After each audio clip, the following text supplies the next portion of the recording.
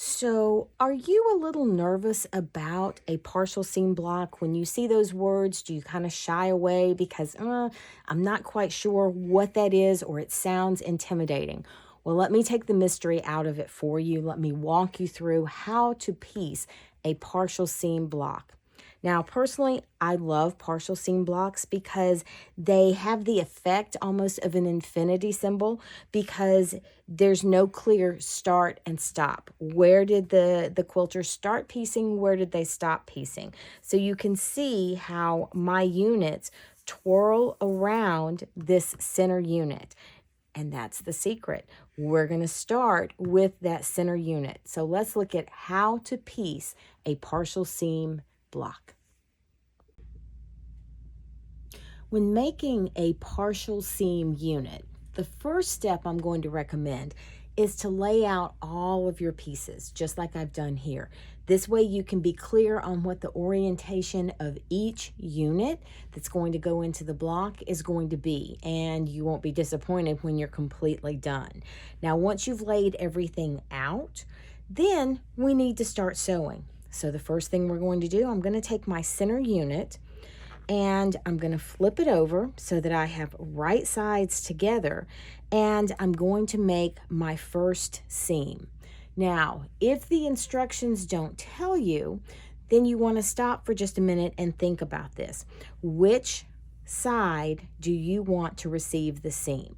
And here's an easy way to tell which side needs to get that seam. So I'm going to take a pin and I'm going to pin my unit as though I were sewing it. So I'm going to come down here and I'm going to pin roughly 1/4 of an inch. We're just trying to get placement right now, so that's not entirely critical. But I've pinned, and if I were to sew along this side, this is going to flip down. And oh, okay, so sure, that's going to work. I could sew this unit on next. Okay, so let's see what happens if I were to pin the other side. So I'm going to pin this side. Okay, so if I were to pin along this side, then you can see, oh, wait, that's not going to work because this piece would need to go on and the lineup is weird. Yeah, that's not going to work.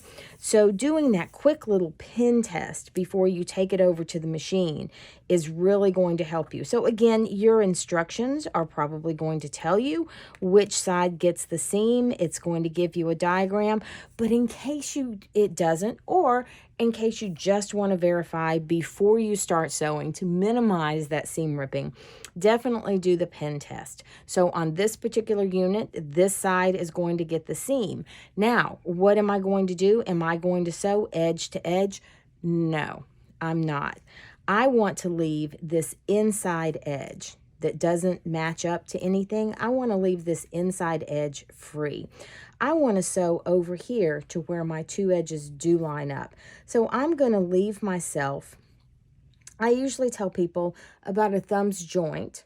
Okay, so from the joint of my thumb to the edge, or you could do a thumb's width. You want to give yourself enough room to be able to maneuver. But I'm going to start sewing roughly about here. If you want to make sure that your seam does not pull loose, then I recommend doing a little back tack, a little stay stitch, a little back stitch, whatever you want to call it. I'm going to start sewing here, and I'm going to sew from this point over to this corner. Okay, so I've made my stitch, and I'm going to hold this up to the camera for you just a little bit so you can see. I did do a little bit of a back tack, and I've stitched all the way to the edge. Now I'm going to press. Now I'm going to recommend that you experiment with this. In general, my experience has been that pressing away from the center unit usually works better. Now, full disclosure, with this particular block, it is paper pieced, and pressing away from that is going to be a little more problematic. Plus, it's going to hide my paper and make it hard for me to remove the paper in that seam. Because this square is fairly large, I'm going to go ahead and press towards my square. Now that I have pressed towards my square, let me show you what that looks like on the back. So you can see I've pressed the seam towards my square. Then look at this. Oh my gosh, perfect match. So now I'm going to proceed to work my way around the block. The next seam that's going to be sewn is going to be this unit to this unit. So I'm going to flip these over, right sides together, and now I can sew a complete seam. Okay, so I've sewn this unit to this unit. Now, because this is paper piece, the next step I'm going to do before I do any pressing is I'm going to fold back and I'm going to remove all of the paper from my seams, just the seams, and this way I can press and I don't have to worry about later on trying to dig out that paper from underneath a seam. So here's the unit pressed. So you can see everything is lining up and everything lines up for my next unit to come up. Let's see what it looks like on the back. So you can see that on the back, my seams on both units are going towards that center block. So the next unit that's going to receive the seam will be this unit.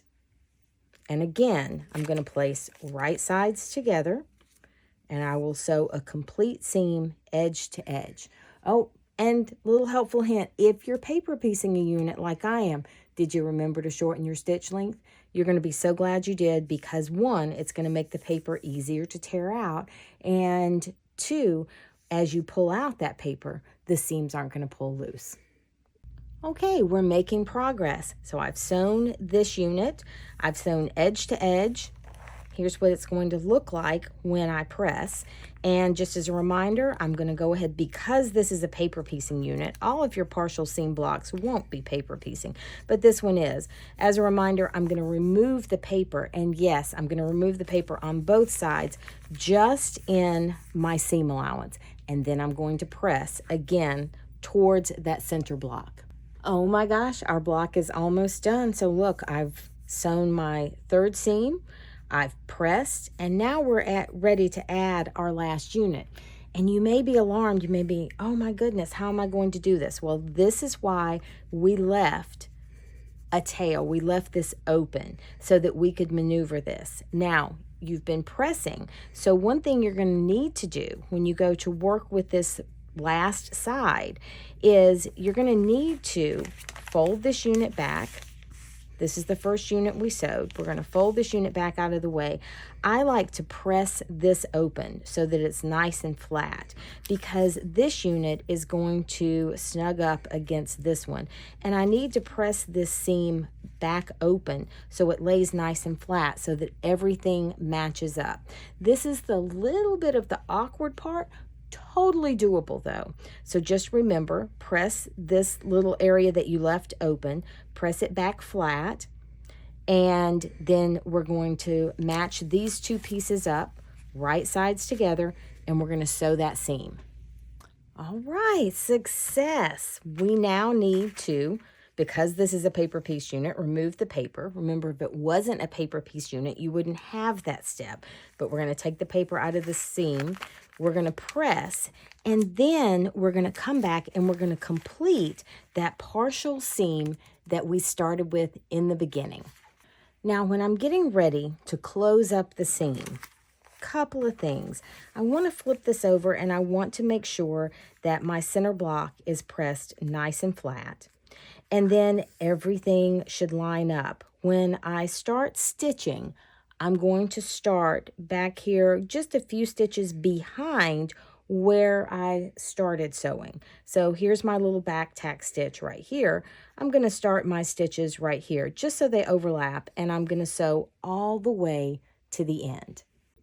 All right, so when the unit is done, there's my last seam. Again, because this is a paper piecing block, I'm going to remove the paper from my seams, and then I'm going to press.